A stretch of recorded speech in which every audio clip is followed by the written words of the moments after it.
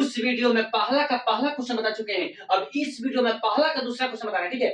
2x² + x - 6 = 0, ठीक है। देखिए समीकरण का पैटर्न में आ गया नहीं, तो चलिए बाबू अब क्या करेंगे, देखिए गुणनखंड का क्या नियम होता है, सबसे लास्ट पर और सबसे शुरू पर उसमें क्या होता है, गुना होता है।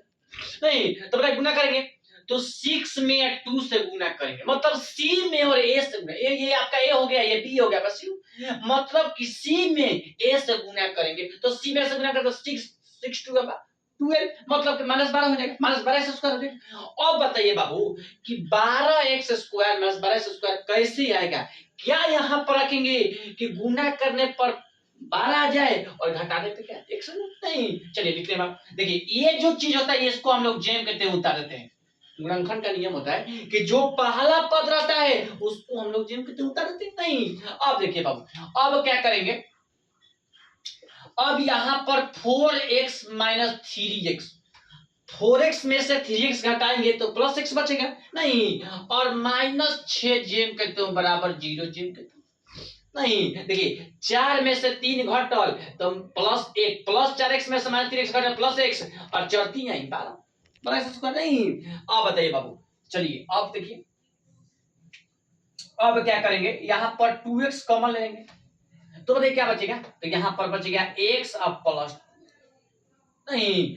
अब देखिए -3 कॉमन ले लेंगे तो x + 2 बराबर क्या हो जाएगा, ये तो समझ में आ गया। देखिए 2 में x से गुना 2x², 2 में 2 से गुना तो 4x हो जाएगा, -3 में x से गुना करेंगे तो -3x हो जाएगा, 3 दूनी प्लस माइनस -3 दूनी 6 -6 नहीं। अब देखिए बाबू अब क्या करेंगे, 2x - 3 और हो जाएगा वो x + 2 बराबर क्या 0, तो इसलिए बाबू x बराबर हो जाएगा नहीं, ऐसा नहीं लिखेंगे, ऐसे लिख देंगे कि 2x - 3 बराबर 0, इसलिए x बराबर 3/2, माइनस इधर जाएगा तो प्लस हो जाएगा नहीं। अब लिखेंगे कि x + 2 बराबर 0, इसलिए x बराबर -2। देखिए बाबू 2 x का मान आ गया, मतलब कि लिख देंगे कि अतः मूल बराबर हो जाएगा क्या 3/2, एक हो जाएगा -2।